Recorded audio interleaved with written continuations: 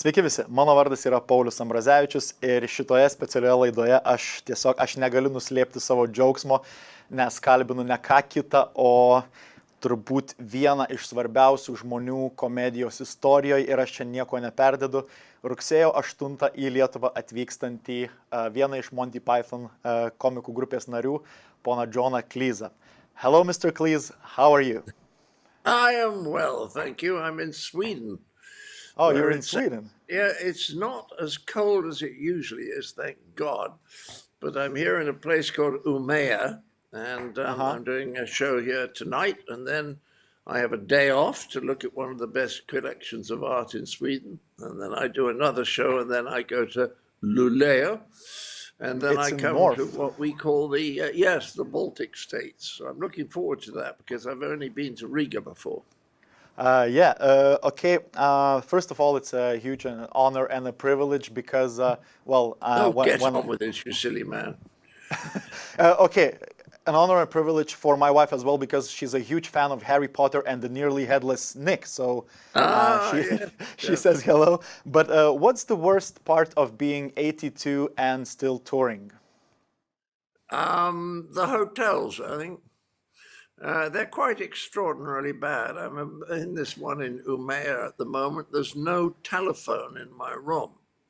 And we asked them, could Mr. Cleese have a coffee machine? And I've got a coffee machine, but I don't have a cup. So you can just drink from your hands the coffee. Something like that. I put it in a glass from the bathroom in the end. But what is extraordinary is how thoughtless the hotel staffs are, and I don't really blame them because they're always nice and trying to do their best, but they are kind of clueless.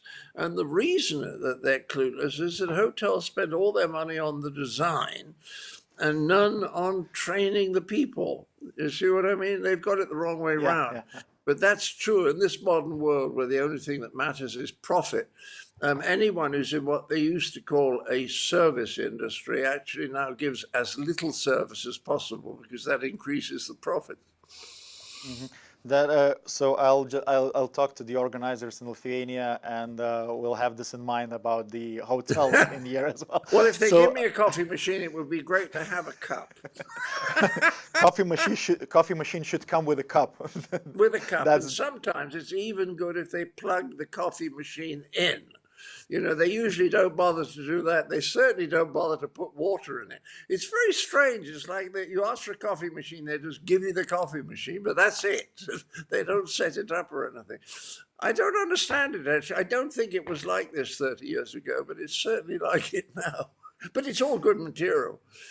Well, you know, when you had this glass in your hand, so I think a lot of people who are watching us now thought that might have been whiskey, but that's just coffee. No, it's vodka. It's vodka. Now it's vodka. So yeah, bon appetit. That's better. Okay, so I don't know if you knew, but Monty Python's Flying Circus was never shown in Lithuania on television. Really? The people who only know you from Monty Python's Flying Circus, they watched it, I don't know, on Netflix or somewhere else, or even downloaded it illegally some 30 or 20 years ago. But people know you here from Fawlty Towers. Isn't that interesting? As you know, it's usually the opposite. They usually know me from Monty Python and not for Fawlty Towers. It's particularly true in America because Monty Python's been going out there for years, whereas Fawlty Towers only goes out on the PBS, the Public Broadcasting Service, which is the sort of smartest 2% in America. So this is quite a different way. Well, I don't talk a lot about Monty Python in the show, actually. I just show a few clips, so it'll be very interesting because the second half is a Q&A, a question and answer. And it will be very, very interesting to get questions from the audience about Monty Python and how they experience this very silly humor, because some people think it's the funniest thing they've ever seen, and some people are absolutely mystified by it. Well, just yesterday, preparing for this interview, I watched some of the episodes of Monty Python's Flying Circus, and it's still, well, it's so silly that it's timeless. Well, my opinion is that it's still It was timeless. wonderful in America because people who grow up in the dullest and most conventional parts of America, well, you know, the area known as the Midwest, they were absolutely astounded when they saw this for the first time. And for a lot of people like that, it lit something in themselves that they didn't know was there. Do you see what I mean? Yeah. I fully understand that, but because I had a very similar experience with the Life of Brian, because I Ah, think yeah. I was 11 or 12, and this was on one of the national TVs, and there is this scene where it's well, I don't know how to call it, a full frontal nudity by two Oh, people, a yes, male and a that's right. female, and I think this Yeah. was one of the first times that I've seen a nude female on television, and I was astounded. I don't know what's the word, but yeah, this was as well. So, Interested, perhaps? and an interesting way to get some of the, well, sexual education from a Monty Python's movie. So But you mentioned. that was the best film we ever did because it was about serious subjects. It was about not about religion as such, but how people can follow religious leaders, or at least think that they're following religious leaders without actually paying much attention to what they said. I mean, when you think that the Catholic Church used to burn people alive, imagine if Jesus Christ had walked by and heard the screaming and had said to a Spanish Inquisition guard, why are you burning these people alive? And they said, because we have a difference of opinion over your teaching of the gospel of love. I think he would have been very puzzled, Jesus. Well, you know, also from the Life of Brian, there is this quote that I like telling people about. Behavior in crowds, etc. You are all individuals. We are all individuals. That's right. So, And then one man says, I'm not. I'm not. Do you remember? Which is a terribly funny line. It means nothing. You can't figure out what it means. But it just elicits a huge amount of laughs, as far as I reckon. Well, Okay. as I say, for a lot of people, it was a kind of humor they hadn't come across before. And it's very touching. Sometimes I meet people after the show in America in particular, and there's a slightly different response between the sexes or the genders or whatever I'm supposed to say this week, which is that the men, sometimes are 75 years of age, they have a tear in their eye when they say, thanks for making me laugh. And the women say something very interesting. They say, thank you for helping me to form my sense of humor, which is a huge compliment. Well, I could say I could say the same. I think Good. in my late formative teenage years, Monty Python was very very important. So Well, you've it's already. very liberating, isn't it? Because it takes a lot of things and it says we take these very seriously. should we really take them seriously? There's But very sometimes. little we should take seriously, I think, and I think we should do what we can about pain. People say, is there anything you never laugh at? And the answer is you can't laugh at genuine pain, whether it's physical or psychological. You don't laugh at that. It would be awful. It would be psychopathic. But it doesn't mean some people, of course, pretend to be in pain, pretend to be upset in order to get attention. Well, I don't think you have to excuse them from being made fun of. Yeah, you already mentioned that the second part of your show that will also be in Lithuania will be Q&A, questions and answers. But what about the first show? What people should expect to, well, they're coming to see before. Well, I'm just trying to make them laugh, but at the very beginning, I play one or two tricks on them, and I get them to do one or two things that are quite surprising, and that gets them warmed up. And then I talk a little bit about Fawlty Towers and a little bit about Monty Python. And then I go on and start talking about humor in general and why I've always had a slightly silly or a slightly black sense of humor, you know, what the influences were and how my mother played a part in that. And then as we get into the question of what's funny. We also get into the question of what offends people. And I tell a lot of jokes and sort of explaining why I don't think they're offensive, but some people would. The woke people would think they were offensive. And I then explain why I think the woke people don't understand really what human psychology is. And then after that, we have the chance of about 45 minutes of people to ask me questions about anything that's come before in the first half, or they can ask about, questions that aren't anything to do with what I'd said. Mm-hmm. Well, that's what people should expect from the show. But what do you expect from the show? Do you expect some very interesting questions, or some I don't know, audience response or something like that? So what do you, well, after, I don't know, 170 years in comedy, what do you still expect from the crowd? It's 180, actually. Sorry. The nice thing is you can never anticipate audiences. For example, 6 weeks ago, I was in Holland. Now, the Dutch speak extraordinarily good English and a highly educated country. But their response is a little more muted because as a nation, they are a little quieter.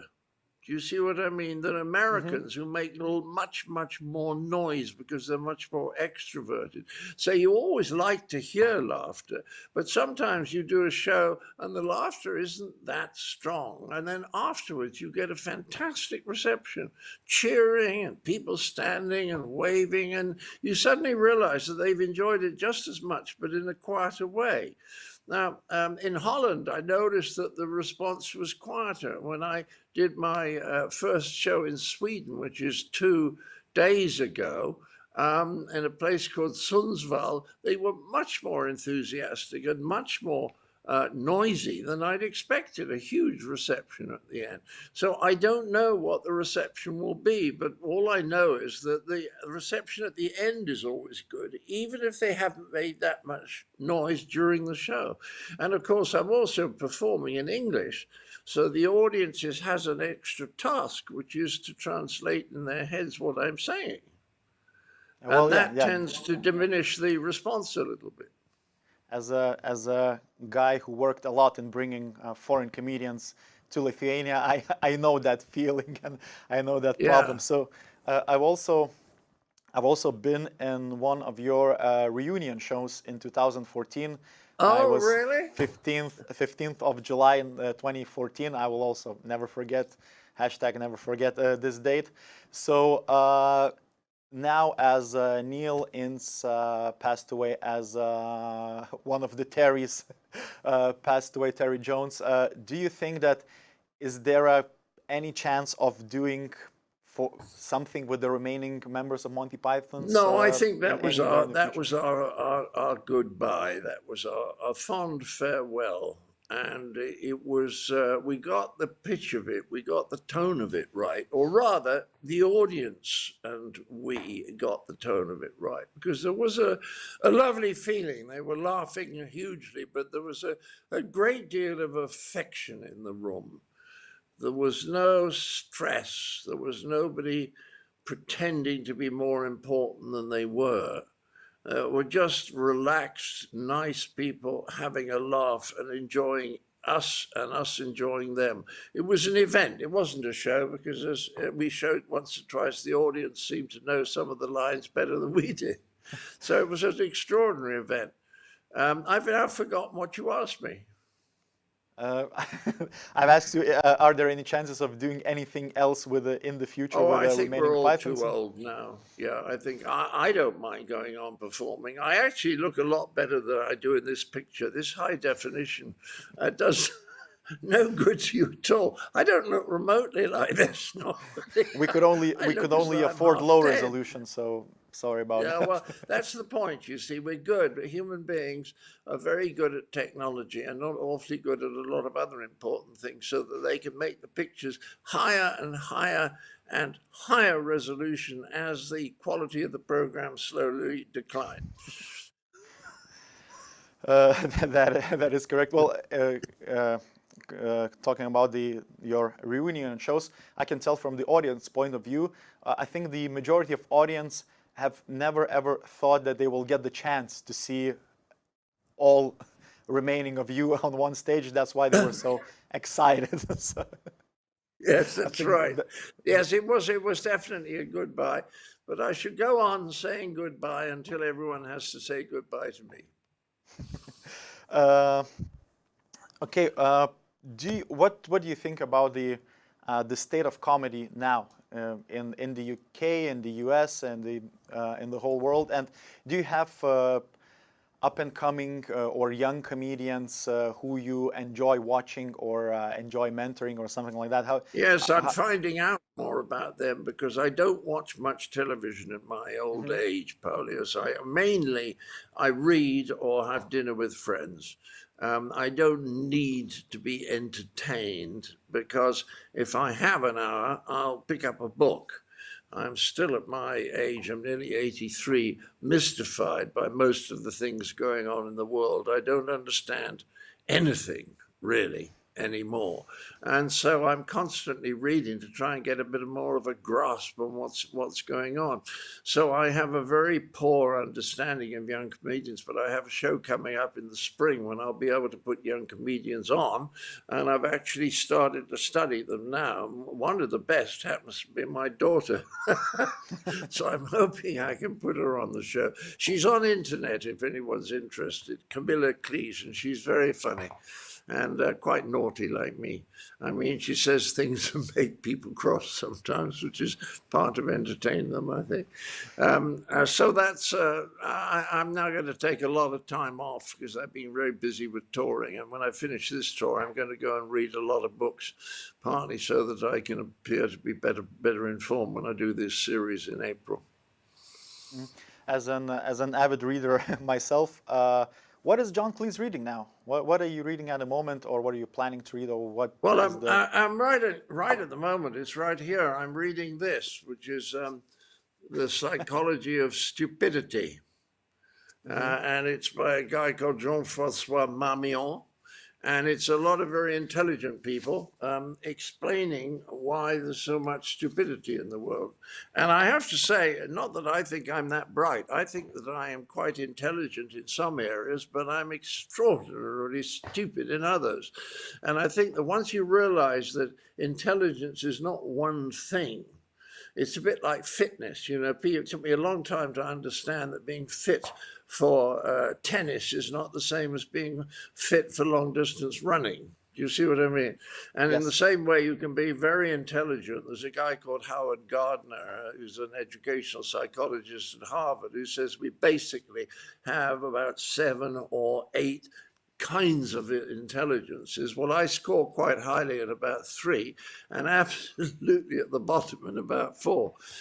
So that's an interesting subject. The other thing I'm reading is called False Dawn by a wonderful philosopher called John Gray, and that's really about why the global economic globalization was never going to work well. And I'm reading all sorts of arguments that I had never heard before, and I think he's absolutely right.